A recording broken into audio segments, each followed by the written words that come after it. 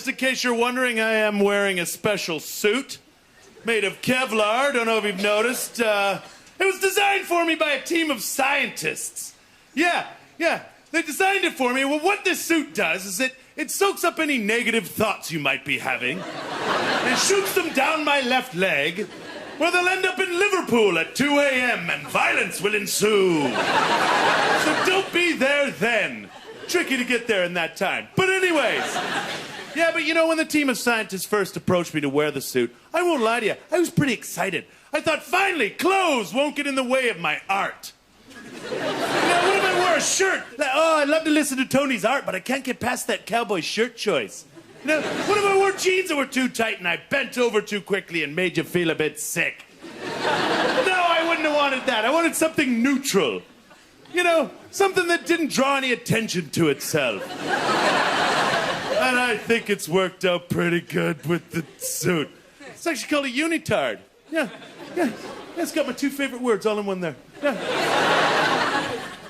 Okay. Gokwan! Gokwan! Gokwan!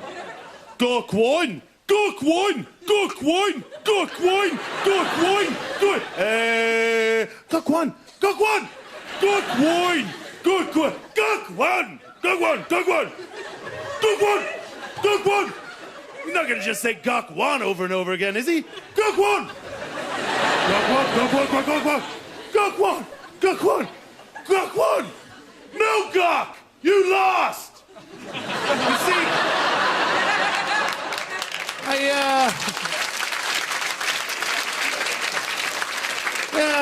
I used to play badminton with Gokwan in the late 90s. That's how he lost all the weight. You're welcome, ladies.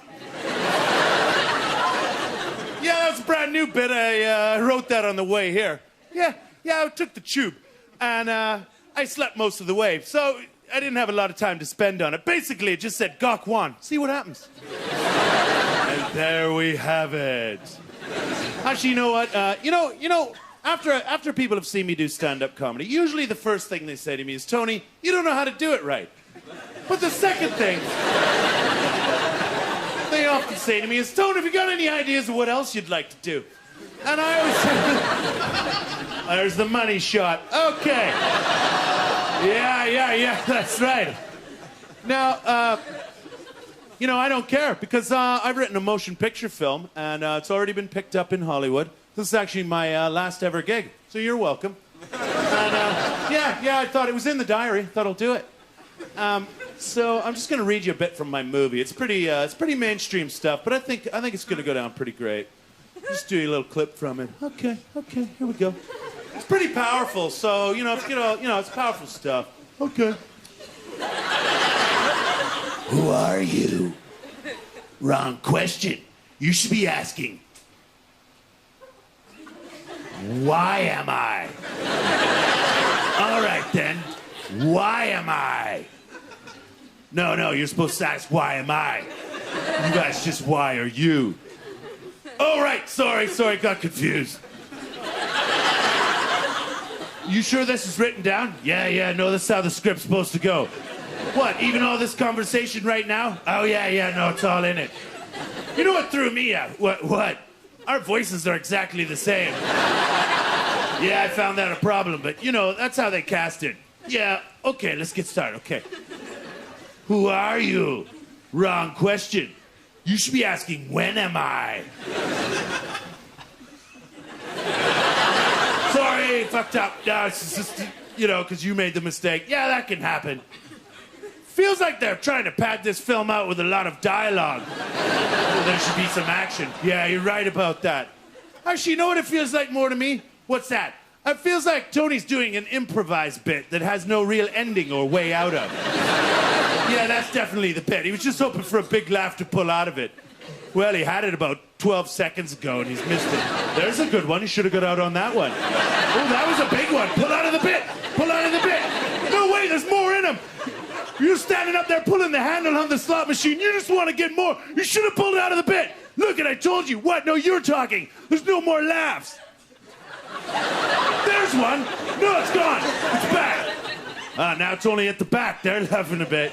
Down at the front, nothing. Pull out of the bit. Yeah, I gotta pull out of the bit now. But boy, what a day I've been having today. All right, clearly that's a lie. But it was true to me once. And what's wrong with that as a way of getting into your next bit of stand-up comedy? It was true to me. So let's all use the power of our imaginations and travel back through time and space to the day when this was true and significant enough for me to remember it, to tell it back to you, strangers in a room. It was 9 months ago. Tony, that's too far back. Try harder. In a place called North London. We can't imagine such a place. And it was a hot day. You remember it? It was the day we called summer. And I'm pushing my pram along to get on a bus.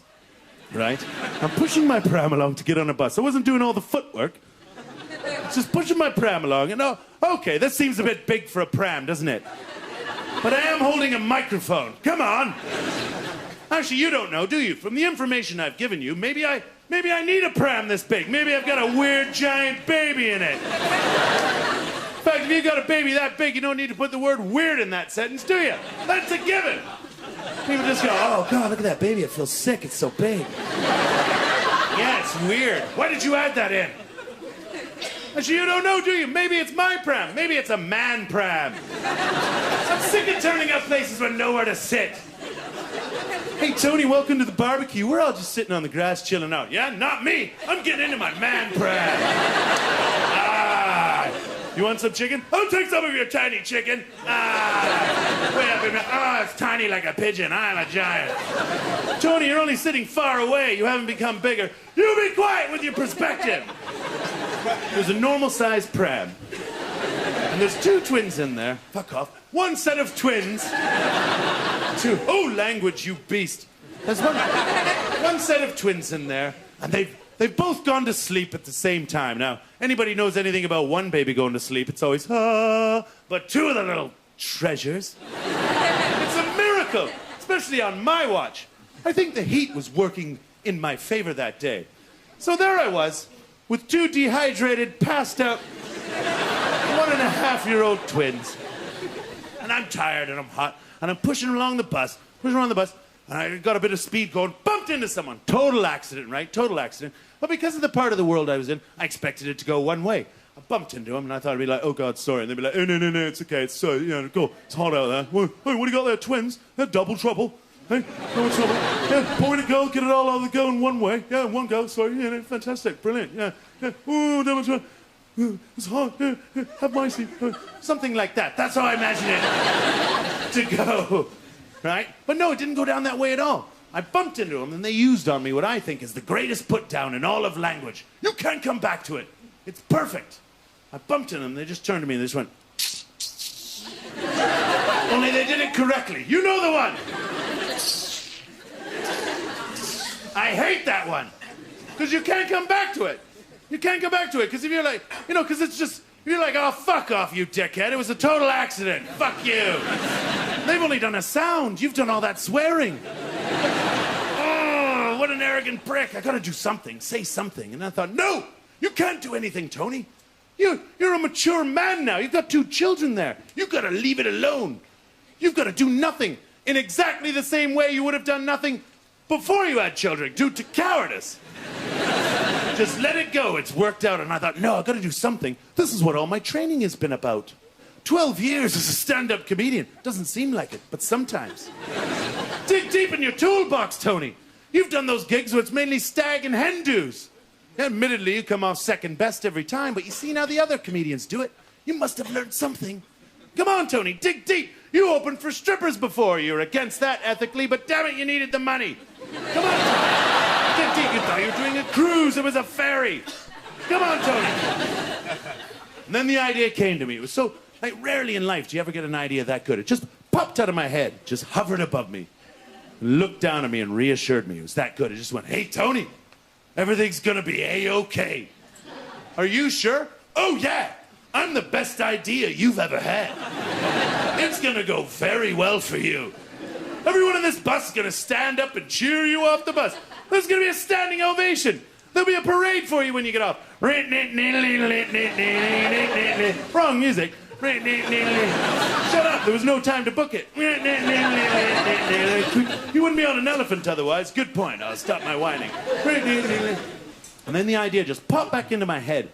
And I was so filled with confidence, I thought, wow, you fucked with the wrong guy today. Wow.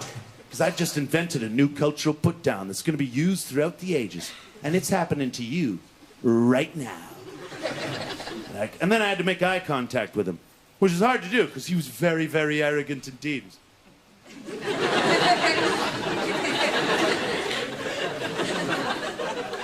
I don't want you to miss a thing because this is happening right now. And then I forgot the idea.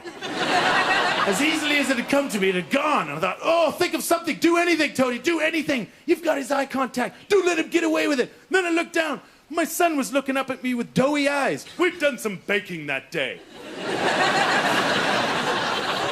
I'm going to deliver it. I don't know. There's nothing. I've got nothing. Just back out of it. Back out of it. Just back out of it. Back out. No. Do it. Do it.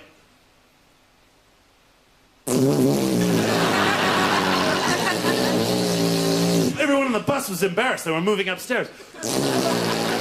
Even he was moving upstairs. I thought if I did it longer,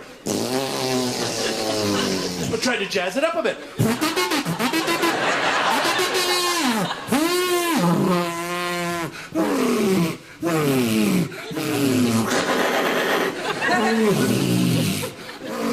We got bogeys, 12 o'clock. Here comes Jerry. He's fashion, pushing, fashion. Daxon.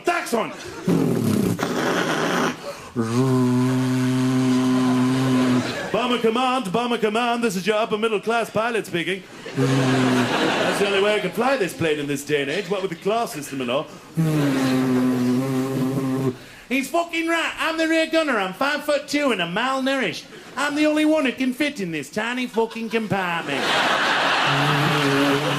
Boy, we're getting a lovely cross-section of the war effort here. Yeah, I'm the fucking bomb aimer, and normally I can do this accent better, but I'm all bent over and my throat's all jammed up. I've been hit. Everyone around me's been incinerated, and they've all died, which is lucky. Now the narrative is much easier to follow. It's one character. I'm parachuting over northern France. I hope I land safely in that farmer's field, and he's connected somewhat to the French resistance. Ah, that's safely.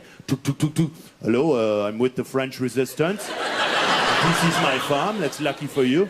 Yes, I'd say so. Maybe you'd like some cake in the morning? Why not? It's okay.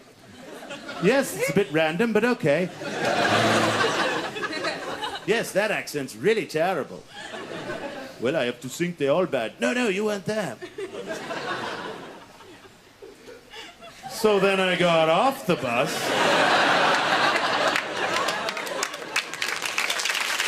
And,